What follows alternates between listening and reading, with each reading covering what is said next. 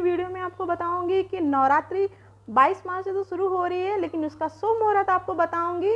और नवरात्रि 22 मार्च से शुरू होकर 30 मार्च तक है, पूरे 9 दिन की नवरात्रि है। शुभ मुहूर्त अपने इस वीडियो में आपको बताऊंगी, क्या क्या सामग्री लानी है, कौन सा मंत्र आपको जाप करना है जिससे आपको सिद्धि मिले, और कौन से योग बन रहे हैं, सामग्री भी बताऊंगी, मंत्र भी बताऊंगी, और आपको कैसे पूजा करनी है, सारा प्रोसेस अपनी इस वीडियो में बताऊंगी। और 9 वर्ष शुरू हो रहा है हिंदू कैलेंडर के हिसाब से। एक साल का जो 1 जनवरी को हम लोग नया साल मनाते हैं, वो हिंदुओं के हिसाब से नहीं, अंग्रेजों के हिसाब से, हिंदुओं के हिसाब से जो हमारा नया साल होता है वो चैत मास की नवरात्रि से शुरू होता है। तो 9 वर्ष की भी ढेर सारी शुभकामनाएं आप सबको। मैं श्लोक ज्योति अपने यूट्यूब चैनल पर आप सबका बहुत बहुत स्वागत करती हूँ। और नवरात्रि की पूजा आपको कैसे करनी है, महामाई को कैसे मनाना है, कौन सा मंत्र जाप करना है, सारा प्रोसेस अपनी इस वीडियो में बताऊंगी। जिनका कारोबार ठप है, जो लोग रोग से बहुत पीड़ित हैं, वो किस मुहूर्त में माँ के पूजा करो, कलश स्थापना मेन जो है वो किस मुहूर्त में आपको करना है वो भी बताऊंगी।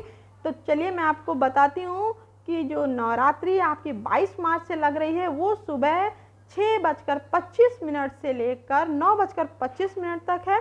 जो लोग सुबह नहीं पूजा कर सकते या कोई परेशानी में है या कहीं जाना है, बहुत कार्य हैं लोगों के पास, जो कई लोग ऐसे हैं जो सुबह का टाइम नहीं दे सकते, तो उनके लिए भी दिन का जो मुहूर्त है वो 10:25 से लेकर 12:25 तक है। और 10:25 और 12:25 के बीच में जो अभिजीत मुहूर्त लग रहा है वो 11:15 बजे है।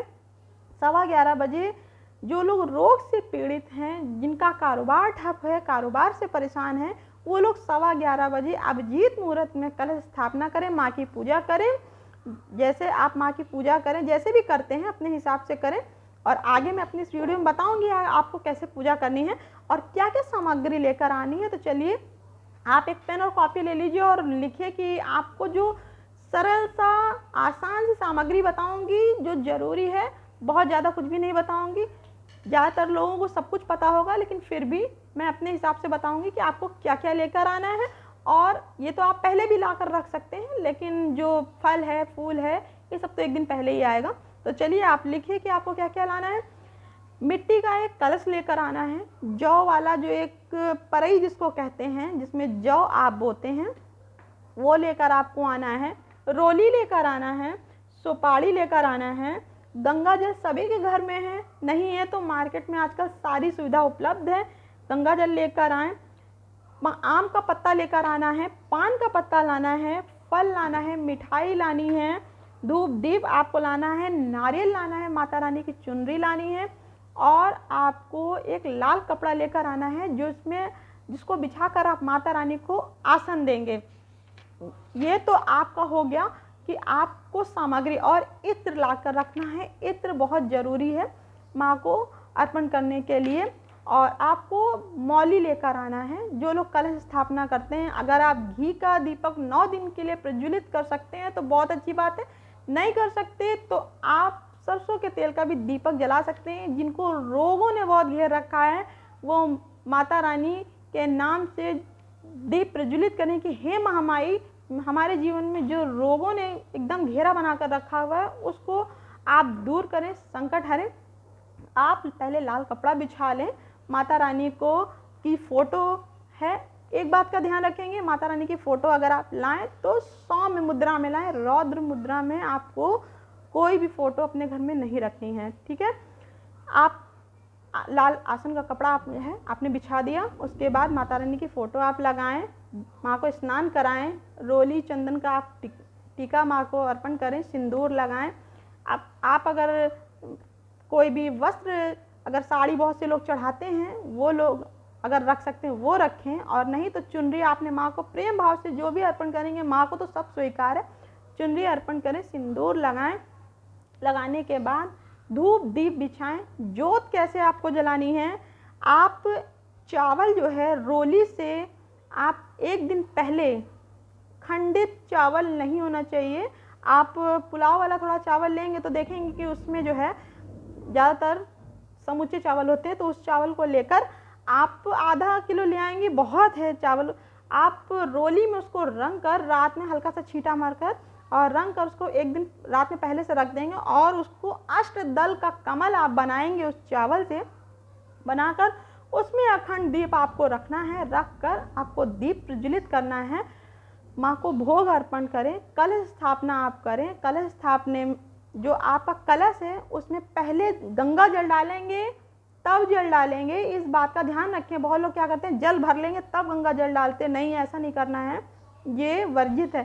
तो पहले आप गंगा जल डालें, फिर जल डालें, फिर उसमें इत्र डालें, थोड़ा अक्षत डालें, रोली डालें, 2 रुपये 5 रुपये का जो सिक्का है वो डालें, अक्षत डालिए और बरास कपूर कई तरीके के आते हैं लेकिन बरास जो है वो डाल दें, ये मैं बताना उसमें भूल गई थी, बरास डाल दें। और डालने के बाद आम का पत्ता आप 5 है 7 है वो उसमें लगाएं और लगाने के बाद जो नारियल है, नारियल पर आप जल छिड़कें। जल छिड़कने के बाद आपको रोली से स्वास्तिक बनाना है और बनाकर नारियल स्थापित करें, पुष्प चढ़ाएं, पान के पत्ते पर सुपारी रखकर माता रानी से प्रार्थना करें कि हे माता रानी, आपका आगमन है, आप हमारे घर में आए और हमारे घर में जो भी संकट परेशानी है उसको दूर करें माँ। हम गरीब के घर में आकर विराजें और अपना आशीर्वाद दें। ये आप पूजा अपनी सरलता के हिसाब से जैसे आप कर सकते हैं वैसे आप करें। और दुर्गा सप्तशती का पाठ करें। मैंने अपनी वीडियो में पहले ही बताया हुआ है कि दुर्गा सप्तशती सबके घर में नहीं है तो आप लेकर आएँ। अर्गला कवच कीलक का पाठ करें। उसके बाद अध्याय है, बहुत लोग 13 दिन एक साथ कर लेते हैं, बहुत लोग नहीं कर पाते, तो आप अपनी सुविधा के अनुसार करें। लेकिन आप 9 दिन जो करेंगे तो अर्गला कीलक कवच आपको 9 दिन पढ़ना है। उसके बाद फिर जैसे 1 अध्याय 2 अध्याय आपने कर लिया, फिर तीसरा चौथा कल करेंगे, तो तीसरा चौथा कल करेंगे तो अर्गला कवच कीलक ये आपको पढ़ना ही है, रहस्य पढ़ें। उसके बाद सिद्ध कुंजिका पढ़ना है और आपको क्षमा याचना करनी है। अगर आप ये सब कुछ नहीं कर सकते तो आप सिद्ध कुंजिका स्त्रोत जो है वो कम से कम 5 बार पढ़ें और क्षमा याचना कर लें, बस इतना सा। बहुत से लोग ऐसे हैं जिनके पास टाइम नहीं है, जॉब करते हैं या बीमार हैं, परेशान हैं, तो वो नहीं 5 बार कर सकते तो कम से कम 3 बार तो आप सिद्ध कुंजिका आप पाठ करें। आसान सा है, 2 पेज का है, आप कर लेंगे। सिद्ध कुंजिका करें, उसके बाद क्षमा याचना करें, आरती करें। मंत्र आपको बताऊंगी क्योंकि मैंने बोला हुआ है कि मंत्र तो सबसे अच्छा मंत्र नवाण मंत्र है। नवाण मंत्र माँ 9 देवियों का है और ओम ऐं ह्रीं क्लीं चामुंडाय विच्चे, ये अपने आप में मंत्र बहुत चमत्कारिक है। अगर आप 9 दिन पूरा ये मंत्र 1.25 लाख कर लेते हैं और 1 माला की आपको आहुति दे देनी है 1008। अगर 1.25 लाख आप करेंगे मंत्र तो 1008 बार आपको आहुति देनी है, तो आपका मंत्र सिद्ध हो जाएगा। और ये नहीं सब कर सकते हैं तो आप एक बना लें कि आपको 11 माला रोज करनी है, 11 माला रोज करें किसी भी मंत्र की। जैसे ये तो नवाण मंत्र अपने आप में चमत्कारिक है और बहुत लोग अलग अलग मंत्र का जाप करते हैं, तो 11 माला उस मंत्र की करें और 1 माला की आप आहुति दे देंगे। अब आपको बताऊंगी कि जो लोग धन से बहुत जो धन से परेशान हैं, बहुत जिनको धन से संबंधित बहुत परेशानियां आ रही हैं, तो 30 मार्च को 4 योग हैं जो अमृत योग हैं। पहले तो गुरु पुष्य नक्षत्र है, दूसरा अमृत सिद्ध योग है, तीसरा सवार्थ सिद्ध योग है और चौथा रवि योग है। तो वो लोग क्या करेंगे, 29 मार्च के दिन बुधवार के दिन केले के पेड़ में, केले के पेड़ वो होना चाहिए जो फलों से लदा हो। एक दिन पहले आप 1 लोटे में जल, बुधवार के दिन शाम को 1 लोटे में जल डाल लेंगे और जल डालने के बाद वहाँ जाएंगे, प्रार्थना करेंगे कि हे प्रभु कल मैं आपको लेने आऊँगा, आप मेरे साथ चलेंगे। दूसरे दिन सुबह आप कोई लकड़ी ले लें, चाकू लेकर नहीं जाना है, ना तेज वार करना है, आराम से जाकर जड़ लेकर आएँ और लाकर अपने घर में धूप दीप सबसे स्नान आदि कराकर और भगवान के पास रखकर प्रार्थना करेंगे कि मेरे जीवन में जो भी परेशानी आ रही है उसको प्रभु आप दूर करेंगे। ये मानिए लाखों के पुखराज से भी ये चमत्कारिक है केले के जड़, और इसको अगर गुरु पुष्य नक्षत्र में पहना जाए तो अपने आप में चमत्कारिक लाभ देता है ये। और पीले कपड़े में कर पीले धागे में आपको बाएं हाथ में जो लेडीज़ है बाएं में पहनेंगी, जेंट्स दाएं हाथ में पहनना है। ये पहने और आप देखें कि चमत्कारिक लाभ आपको मिलेगा। आप करके देखें। ये तो हो गया ये उपाय।